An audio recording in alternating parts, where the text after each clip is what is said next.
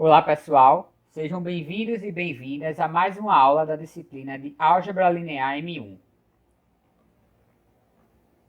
Nosso objetivo nesta semana é estudar um método geral para a resolução de sistemas de equações lineares. A técnica que aprenderemos pode não ser a melhor no caso de sistemas muito simples, mas tem a vantagem de poder ser aplicada sempre e ser facilmente mecanizada. É particularmente útil em sistemas com um grande número de incógnitas, onde o uso de calculadora é inevitável. Em síntese, este método consiste em substituir o sistema inicial por sistemas cada vez mais simples, sempre equivalentes ao original. Nesta primeira aula, introduziremos algumas terminologias básicas referentes ao estudo de sistemas de equações lineares. Iniciaremos relembrando alguns resultados de geometria analítica e sua relação com sistemas de equações lineares. Inicialmente, lembramos que uma reta no sistema bidimensional de coordenadas retangulares, xy, pode ser representada por uma equação na forma ax mais by igual a C, onde A e B não são ambos iguais a zero. Já um plano, no sistema tridimensional de coordenadas retangulares x, y, z, pode ser representado por uma equação da forma ax mais by mais cz igual a d, onde A, B e C não são todos iguais a zero. No curso de Geometria Analítica, essas equações foram chamadas de equações cartesianas da reta e do plano, respectivamente. Essas equações são exemplos de equações lineares, sendo a primeira uma equação linear nas variáveis x e y, e a segunda uma equação linear nas variáveis x, y e z. Mas, geralmente, definimos uma equação linear nas variáveis x1, x2 até xn como uma equação que pode ser expressa na forma ax1 mais ax2 mais até o axn igual a b, onde os coeficientes a1, a2 até a n e b são constantes, sendo que nem todos esses coeficientes a aqui são nulos, tá certo?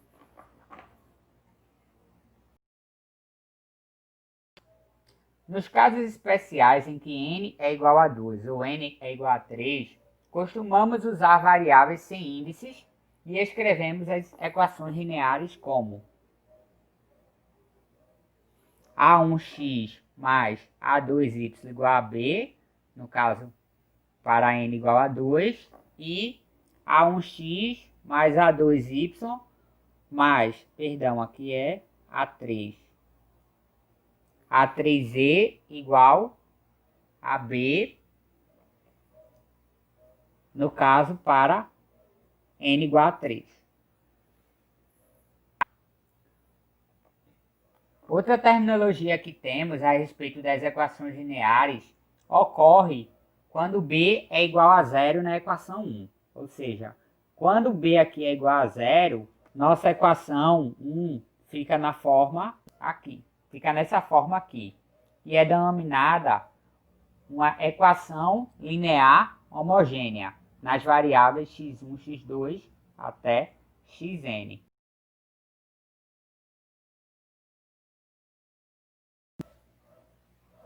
Note que um sistema linear não envolve produtos ou raízes de variáveis.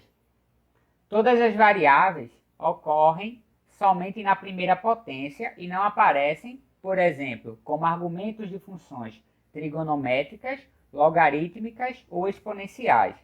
Sendo assim, as seguintes equações são lineares. Então, essa equação aqui, ela é linear em x e y. Essa equação aqui, ela é linear em x, y e z. Esta equação aqui, ela é linear nas variáveis x1, x2, x3 e x4. E essa última aqui, ela é uma equação linear nas variáveis x1, x2, prosseguindo assim até xn. Já as equações a seguir não são lineares. Então, esta primeira equação aqui não é linear porque a variável y aparece com essa potência 2 aqui. Essa segunda equação aqui, ela não é linear porque a variável x aqui está aparecendo como o argumento de uma função trigonométrica. Já essa terceira equação aqui, ela não é linear porque as variáveis x e y estão aparecendo em um produto aqui. Por fim, esta última equação aqui não é linear porque a variável x1 está aparecendo dentro de uma raiz quadrada. Um conjunto finito de equações lineares é denominado um sistema de equações lineares, ou simplesmente um sistema linear. As variáveis são denominadas incógnitas. Formalmente, temos a seguinte definição. Um sistema linear arbitrário de m equações e n incógnitas pode ser escrito nesse formato aqui. Agora vamos definir o que vem a ser uma solução de um sistema linear. Uma solução de um sistema nas n incógnitas x1, x2 até xn é uma sequência de n números S1, S2 até Sn, para os quais a substituição x1 igual a S1, x2 igual a S2, prosseguindo assim até o último, xn igual a Sn, faz de cada equação acima uma afirmação verdadeira. A solução acima pode ser escrita também nesse formato aqui, que é denominada uma ênupla ordenada. Com essa anotação, fica entendido que todas as variáveis aparecem na mesma ordem em cada equação. Também, se n é igual a 2, então a ênupla é denominada um par ordenado. E se n é igual a 3, dizemos que a ênupla é um terno ordenado. A seguir, vamos dar uma interpretação geométrica para as soluções do sistema linear com 2 e 3 incógnitas. Considere o seguinte sistema linear com 2 incógnitas. Sabemos que cada equação dessa representa uma reta no plano xy. Cada solução xy desse sistema corresponde a um ponto de interseção dessas retas, de modo que sabemos que há 3 possibilidades. As retas podem ser paralelas e distintas, caso em que não há interseção e, consequentemente, não existe solução para o sistema.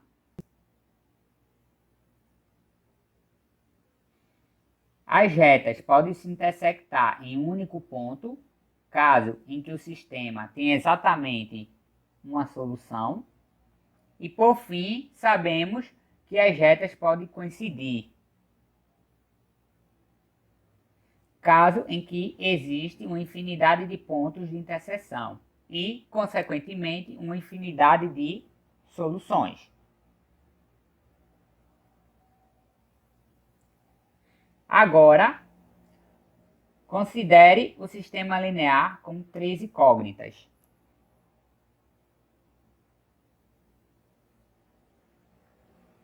Sabemos que cada equação dessa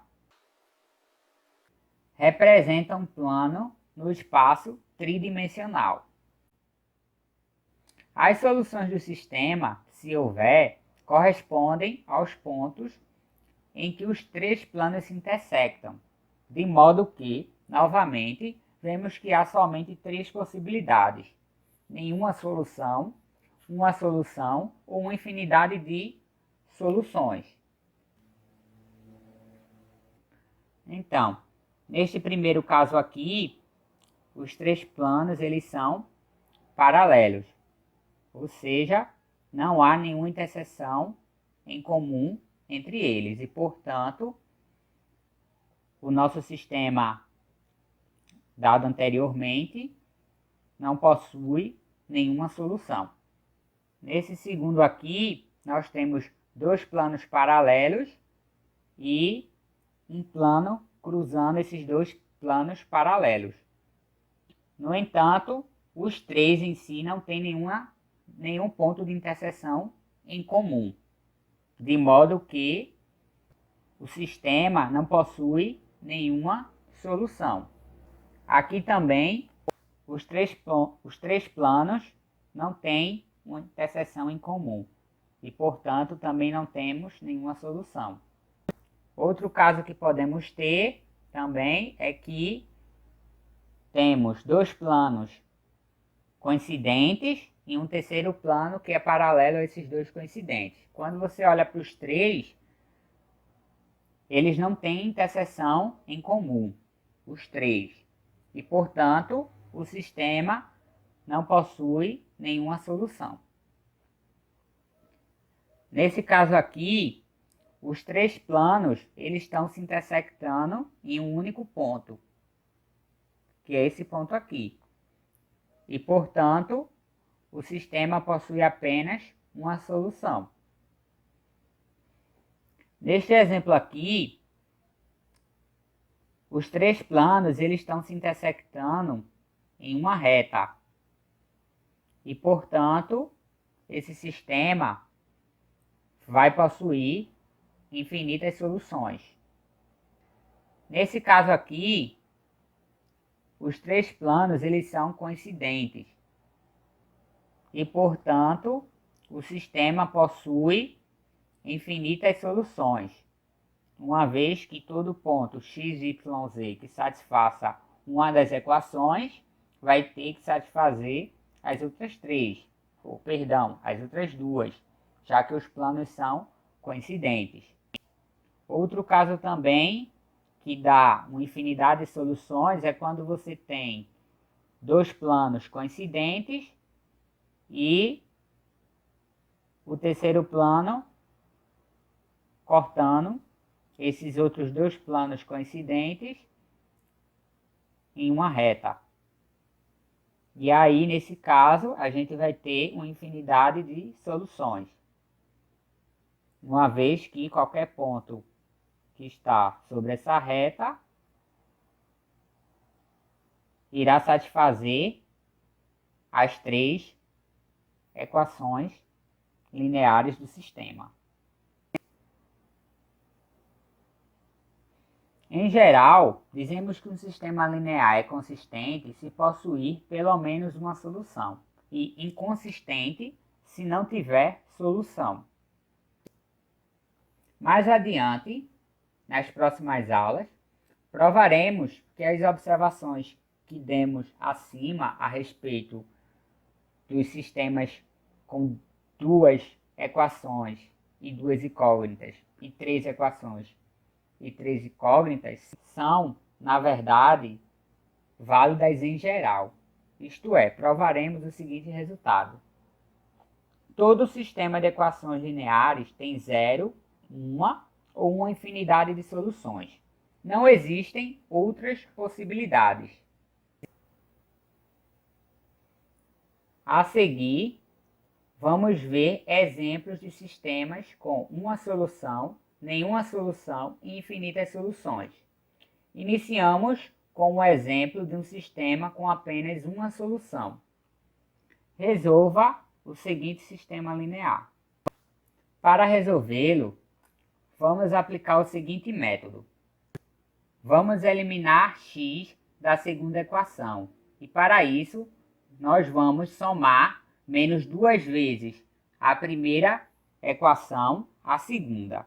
Ou seja, eu vou pegar a primeira equação, multiplicar por menos 2 e somar com a segunda. Quando eu faço isso, eu fico com menos 2x. Quando eu somo com mais 2x, isso dá 0x. Agora, menos 2 vezes menos y, isso fica mais 2y. Quando eu somo com esse aqui, eu fico com mais 3y. Agora, menos 2 vezes 1 dá menos 2. Quando eu somo com mais 6, isso fica 4. E aí, como eu não mexi na primeira equação, eu repito ela. Agora, eu fico com esse sistema aqui de equações, que é equivalente a esse primeiro, no sentido de que eles possuem a mesma solução. Mas, esse segundo sistema aqui, ele é simples de resolver. Porque da segunda equação, eu já retiro que y tem que ser igual a 4/3. Para isso, eu passo o 3 para o outro lado da igualdade, dividindo. E aí, após substituir o valor de y igual a 4/3 na primeira equação e resolver o resultado para a variável x, a gente obtém que x tem que ser igual a 7/3. E, portanto, nosso sistema linear, com duas equações e duas incógnitas, possui apenas uma solução. O próximo exemplo a seguir é de um sistema que não possui solução. Resolva o sistema linear. Para resolvê-lo, vamos aplicar o mesmo método que usamos para resolver o primeiro exemplo. Vamos eliminar x da segunda equação. Como é que a gente vai fazer isso? Então, a gente vai pegar a primeira equação, multiplicar ela por menos 3 e vai somar com a segunda. E o resultado disso vai ser a nossa nova segunda equação. Então, não mexi na primeira, então eu repito ela. E a nossa nova segunda equação vai ser menos 3 vezes x mais 3x fica 0x. Agora, menos 3 vezes y mais 3y é igual a 0y. Portanto, a nossa nova equação do lado esquerdo dela vai ficar apenas 0 vezes x mais 0 vezes y. Do lado direito fica menos 3 vezes 4, menos 12. Menos 12 mais 6 fica menos 6. Corrijam aqui. E aí a gente chegou à conclusão de que 0 é igual a menos 6, o que a gente sabe que é um absurdo. Portanto, a gente conclui que o nosso sistema linear dado inicialmente, ele não possui nenhuma solução. Isto é, nenhum par ordenado x e y vai resolver as duas equações simultaneamente. Por fim, vamos exibir um exemplo de um sistema que possui infinitas soluções. Resolva o seguinte sistema linear. Novamente, para resolvê-lo, vamos pegar a primeira equação, multiplicar por menos 4 e somar com a segunda. E essa vai ser, o resultado dessa operação que eu vou realizar, vai ser a nossa nova segunda equação. Então, eu não vou mexer na primeira, então eu vou repetir ela. Tá aqui ela. E a nossa nova segunda equação vai ser menos 4 vezes 4x dá menos 16x. Quando eu somo com mais 16x, isso fica 0x. Agora, menos 4 vezes menos 2y fica mais 8y. Quando eu somo com menos 8y, isso fica mais 0y.